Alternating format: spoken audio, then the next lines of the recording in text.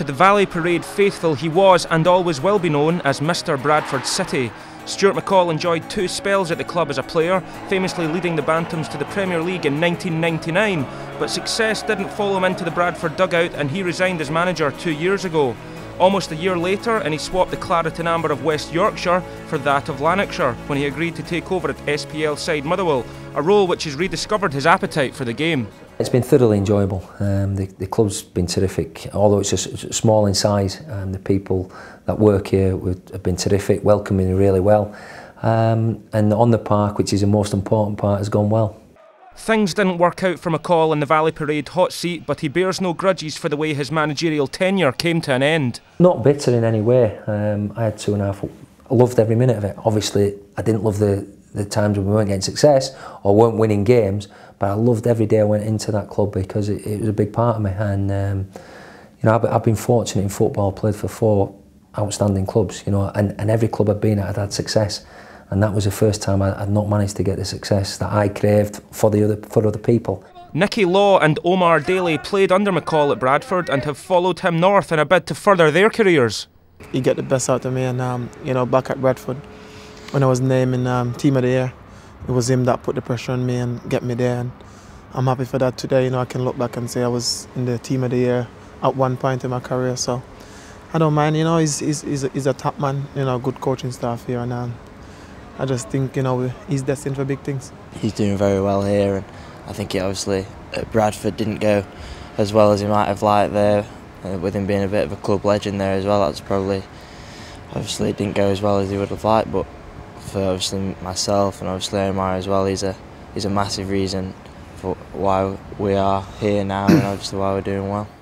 McCall still follows his old club closely and is as frustrated as any supporter at the recent plight as the Bantams languish in the lower half of League Two. I look at my time at Bradford and, as I say, we were just, you know, off the playoffs by 2 points. But then you look at the managers that have been in since, you know, like Peter Taylor, obviously Peter Jackson fills in at the moment.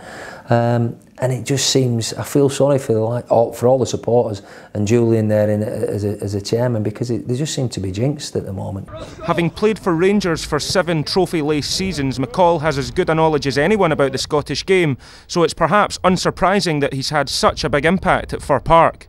McCall joined Motherwell as manager in the middle of last season and guided his side to a top 6 finish in the SPL and a place in the Scottish Cup final. This year they're hot in the heels of Rangers in 2nd place, and dreams of European football are slowly starting to become a reality.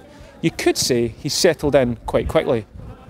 Motherwell maintained their fine form the following evening as they edged out Hibernian in a 7-goal thriller at Fir Park.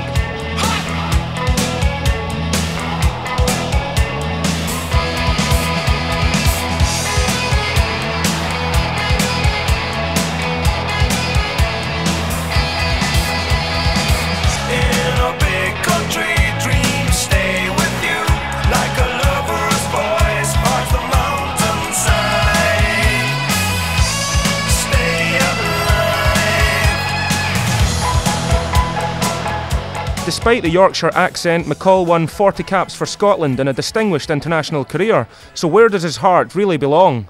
Well, I've always said I'm a proud Yorkshireman, be it the cricket or whatever it is. You know, I always, you know, I always fight my corner for Yorkshire, but I'm a prouder Scot, I've got to say. Even though I was born and bred in Leeds, you know, I think if it wasn't for my dad's old Mini in them days, not being able to get back up the motorway, I'd have been born in Scotland. But it's just something inside me, you know, my blood. I was brought up a Scotsman, I'll always be a Scotsman, regardless of the Yorkshire accent. But so I would say, you know, Scot first and foremost, proud to be British, and a bit of Yorkshire in me. A bit of a confused chap if I'm right. With Bradford never far from his thoughts, what chance of a return to Valley Parade for another crack as manager? Being a manager there once, it didn't work out, but you know, deep down, I would have no hesitation. You know, in further down the line, I would just, you know, the supporters were so good to me and so loyal, and I see them now. You know, going to, you know, Sheffield United in the Johnson Pit, going to Leeds in the Cup. You know, the support they carry is still terrific, and them supporters deserve, you know, success. And I would have been loved being the person to give them it. I wasn't, but in the future, you know, my heart's still strongly affiliated there, and you know, if I could guarantee success, I'd love to bring them that. Now, we can't let Stuart go without reminding him of a certain internet clip from his glory years at Bradford.